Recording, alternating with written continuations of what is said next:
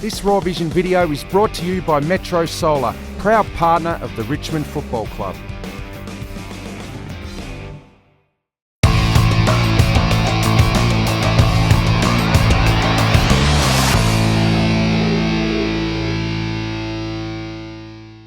G'day Tiger fans, welcome to the Spotlight on round 12, brought to you by Metro Solar and the Tigers take on the Eagles. It's Friday night footy at the MCG, it's a massive game, and as always I'm joined by big Brendon Lade. Lady, Friday night footy, it's a big clash. The Eagles are in really good form.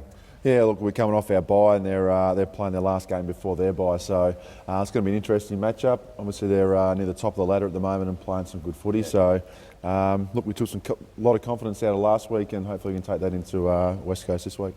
The bye can work two ways, I guess. You can freshen players up, but is there any sort of feeling of, gee, you get a bit of worry that you come out a little bit slow out of the blocks after a break? Yeah, it's always a little bit of that thinking, but our training session on Tuesday was flat out and the boys were ripping in, so it was a bit like a game actually. So we gave them a fair touch-up and look, we look forward to coming out Friday night and being ready to fire. Everyone can't wait. Let's have a look at the team, and no changes for the first time this season. That's a really good sign of continuity, and you've got everyone on the park and fit and ready to go. Yeah, it's been a long time coming. We've always had one or two changes, but you know, the side's been playing well the last 3 or 4 weeks, so it's hard to change anyway. But to have everyone get through well, it's good for our club. Any temptation for Chris Newman to come back in at this stage? Yeah, there's always temptation. You know, a player like Newey, but he played 3 quarters against Werribee and needs another full game, and then we'll consider him, I suppose. Beautiful. Let's have a look at the day call matchup for this week, and it's an absolute beauty out on the wing. Andrew Gaff is in career best form, and so is Brandon Ellis. That's what you want, 2 players going head to head. Yeah, it's going to be a great battle. Brandon's been setting himself for this matchup all week, and you know, I'm pretty sure Gaff will play on him, and it'll be a good matchup, and hopefully we can get the better of it. Yeah, Gaff, I think he's had 4 games over 30. He's a real barometer for them on the outside with his run. Yeah, his last 4 games he's averaging over 30 possessions, so he gives them that outside run that they need, and someone we have to watch definitely in their team. Absolutely. If Gaff's getting it 30 times, you know he's going to put it inside 50, and they've got some real firepower down there. I think they're the highest scoring team in the comp at the moment, which is pretty big compliment when you got Hawthorn in this league as well. Yeah, they're obviously Kennedy's leading the Coleman at the moment and kicking a lot of goals. Lacraz, that little smart forward who ducks around, can mark and can crumb, and it was Darling's first game on the weekend, so he's kicked 5 goals in the waffle, then he kicked 2 in the AFL, so they've got some definite firepower up there, but if we can have some pressured entries inside their forward 50, hopefully it makes it easy for our backs. Absolutely, and I guess the way we're playing at the moment, it gives the back line time to set up, so hopefully these guys won't get those one-out sort of opportunities. Yeah, I think our backs have probably been our best line, you know, the last 4 or 5 weeks, and they're really dour at the moment, and look, it'll be a good matchup, and looking forward to the Rance Kennedy one as well. We've got a Brownlow medalist playing in the middle, Matty Prittis, and I reckon he's playing better this year, which is a fair call after you've won a Brownlow. 30 disposals a game.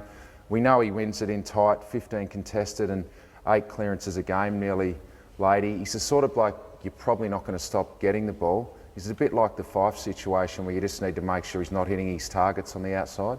Yeah, it's probably, he's definitely going to get these numbers, well, hopefully not that high, but he's going to get those kind of numbers every game, and it's about the quality of them for us. Last week we did a good job on Fife in the first half, and he had 9 touches, so if we can keep Prittis to that number we'll be pretty happy, but last time against us he got 3 Brownlow votes, so someone we definitely have to watch. And if you limit his effectiveness, I guess, guys like Gaff on the outside, that probably hurts their game as well. Yeah, it's the Gaff and Shuey, Duggan, they've got Wellingham and Maston playing well as well, so we just need to limit the quality of them, and hopefully you can't get them out to those players. Yeah, I think all Tiger fans were rapt with Ty Vickery last week. I mean, he has been maligned. Everyone likes to have a pot shot at Ty from time to time, especially the Eagles fans.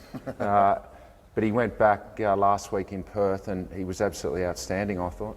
Yeah, you can see Ty when he's up and about and really confident and celebrates his goals and his tackling and all that. It really leads to him playing well. He's doing a lot of extra work at training at the moment, but his second efforts and his marking and everything, so that's really coming to the fore, and hopefully he can just continue that, you know, 2 and 3 goals a game for us. His goal kicking's really reliable. When in the box, I know you're always nervous when a player's having a set shot, but you must feel reasonably confident when he's lining up at the moment. Yeah, probably all our forwards are kicking really well at the moment, so we're really happy with that, and obviously Ty, you know, if he's within 30 or 40 metres, he's pretty reliable. As soon as he gets out to about 40 or 50, he struggles to make the distance. But that's a couple of nice kicks on the night, though. That one was all right. That was the sealer, that one there over in Perth last time. A lot of talk about Richmond's ball use and the change in philosophy, a little tinkering, I guess, in the last month. It must be really good to see it coming to fruition. Yeah, we're probably giving up some really easy turnovers, in the first 5 or 6 weeks of the year, and are really hurting us as a team and draining the boys' confidence. Look, we play slow at times, we play fast at times, we have controlled movement at times, we have flat out movement. So we've got a few different modes we can go to, and at the moment, a couple of our modes are working really well, but it's something we'll keep playing around with, that's for sure. Does any particular player, when they get the ball in these situations here, as you can see the boys chipping it around with uncontested marks, do the players decide themselves when to go quick if there's a target out in the middle? Is that just the licence everyone has? Yeah, we've got some parameters we put in place to how we'd like to move the ball, but in the end, the players have to make the decision. So we're happy for them to, make the call, whether it's fast or slow or in between. So we'll keep tinkering with that. That's for sure. Beautiful, Lady. Thanks for joining us. A big game. You must be looking forward to getting over there tomorrow night. Yeah, can't wait. Back at the G, and hopefully get a big crowd there and give one of the top teams in the comp a good touch-up. Absolutely. Eagles' first game on the G too. So get to the G, make it a fortress for the Tigers. That's been the Spotlight on round 12. We'll see you at the G tomorrow night.